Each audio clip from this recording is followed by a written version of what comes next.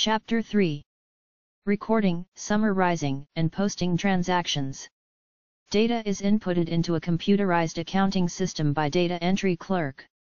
Accuracy of data entry is vital, but there are various ways that errors and omissions can occur. Source documents can be damaged or destroyed. Poor handwriting can make forms difficult to read. Details can be omitted or incorrect in the source document. Transcription errors, copying errors, poorly skilled staff, and malicious intent. Data errors can be reduced by having properly trained and experienced staff, using automatic data entry, for example scanning, which avoids transcription errors, and well-designed forms that are easy to read and complete. Having well-designed data entry screens that mirror the source document for ease of entry.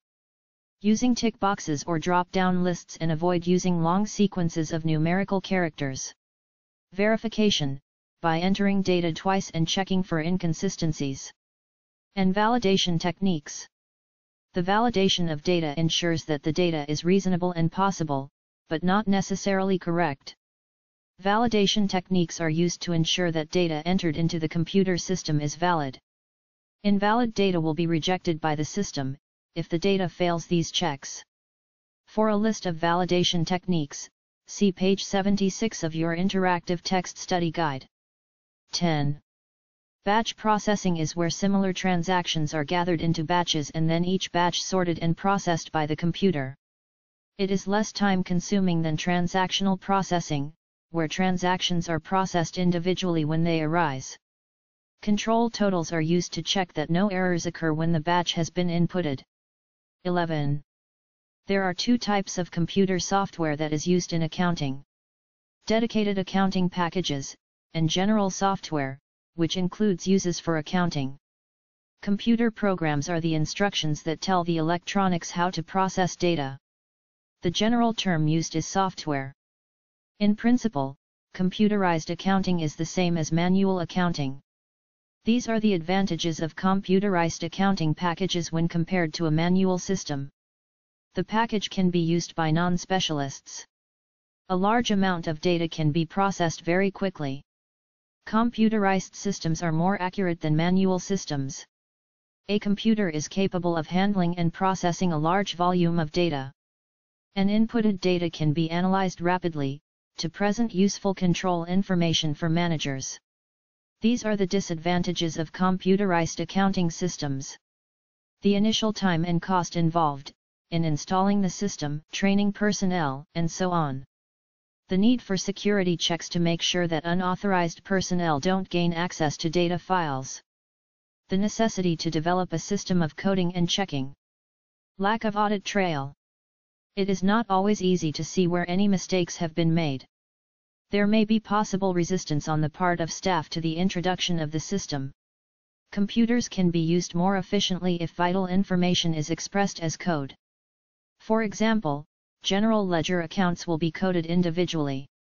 Individual accounts should be given a unique code in the receivables ledger and the payables ledger. Using an accounting package. When a user begins, he will be asked to key in a password. Separate passwords can be used for different parts of the accounting system, for example the different ledgers. The user will then be presented with a menu of options. By selecting an option, the user will be guided through the actions needed. A module is a program that deals with one part of the business's accounting system.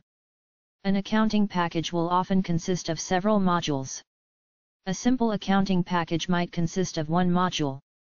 They are known as a stand-alone module. A set of several modules is called a suite.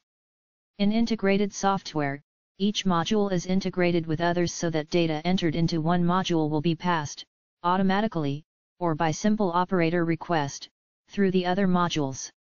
For a diagram of an integrated accounting system, see page 80 of your interactive text study guide.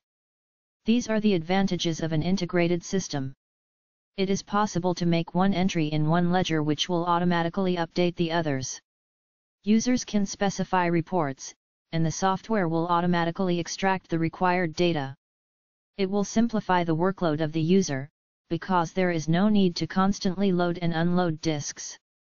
These are the disadvantages of an integrated system. It requires more computer memory than separate, stand-alone systems, so there is less space to store data. Because one program is expected to do everything, a user may find that an integrated package has fewer abilities than a set of specialized modules. 12. An accounting package consists of a number of modules which perform all tasks needed to maintain normal accounting functions. In modern systems, the modules are usually integrated. A computerized receivables ledger should keep the receivables ledger up to date and be able to produce certain outputs. The output files might be produced daily, monthly, quarterly, or periodically. The receivables ledger file consists of individual records for each customer account.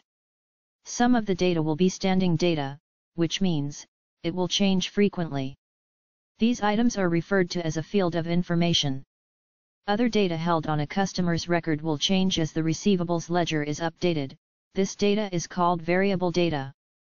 The file that contains the receivables ledger is sometimes called a master file. A transactions file contains various transactions, used to update the master file. With the development of computers and the way they store information, you are not likely to see these terms much anymore. People talk more often now about databases of information. Stop the lecture. Answer the question on page 81 of your interactive text study guide. These are typical data that will be inputted to a receivables ledger system. Amendments to customer details, insertion of new customers and deletion of old non-active customers. Transaction data relating to sales, for invoicing, if the receivables ledger produces invoices, or for invoice detail, if it is available from a specialized invoicing module. Customer payments. Credit notes and any adjustments, debit or credit. When updating the receivables ledger, there are two things that need to be done: updating the amount outstanding on the customer's account, and allocating the credit. How the amount is updated depends on the data being inputted. This is the balance brought forward method. The balance at the beginning of a period on an account is called the brought forward (BF) balance. The balance at the end of a period on an account is called the carried forward (CF) balance. The computer will add to or subtract from BF balance and end up with a CF balance. This is the open item method. All systems have the open item method of processing option, which is much neater than the balance brought forward method. With this method, the user finds specific invoices and matches them with individual payments. Late payments of individual invoices can be identified and chased up. A customer's outstanding balance will be the sum of the unpaid open items. The open item method follows the best accounting practice, but it is more time-consuming than the balance brought forward method. The typical outputs of a receivable ledger are daybook listings, invoices, statements, aged receivables list, sales analysis report, customer reminder letters, customer list, responses to inquiries, output onto disk file for other modules. The advantage of a computerized receivable system, above all the advantages of a computerized accounting system, is the ability to assist in sales, administration, and marketing by means of the outputs of a receivable ledger system. Computerized payables ledger should keep the payables ledger up to date, and be able to produce certain outputs. Computerized payables ledger is the same as the receivables ledger, except it is a mirror image as it deals with purchases, not sales. Stop the lecture. Answer the question on page 83 of your interactive text study guide. The typical inputs to a payable ledger system are details of purchases, details of returns to suppliers, for which credit notes were received, details of payments to suppliers, adjustments. When updating the payables ledger, there are two things that need to be done: updating the amount due on the supplier's account and allocating the debit. The process is similar to the one used for receivables, as it is a mirror image, because payables deal with purchases, not sales. The open item approach is the best method to use when processing. The typical outputs from a payable ledger system are lists of transaction posted, Analysis of expenditure for general ledger purposes. List of supplier balances with a reconciliation between the totals brought forward, the transactions of the month and the totals carried forward. Copies of supplier accounts. Details of payments. And special reports for costing purposes, updating records about non-assets, comparison with budget, and an aged payables list. Inputs into the general ledger will depend on if the accounting system is integrated or not. If the system is integrated, then as soon as the data is entered into the ledger, the general ledger accounts are automatically updated.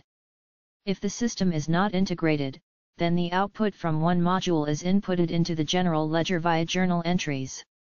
Regardless of whether the system is integrated or not, the actual data that is needed by the general ledger in order to update the ledger accounts includes the date, the description, the amount and the account code. The main outputs of the general ledger are listings from the individual ledger accounts, the trial balance and the financial statements. End of Chapter 3. The quick quiz will follow after this.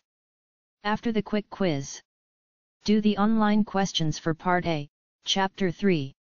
It will be good practice because the online questions are set out like the exam that you do at the end of the course. They will also test your knowledge of this chapter. Quick quiz. Question 1. What are books of prime entry? Question 2. What is recorded in the sales day book? Question 3.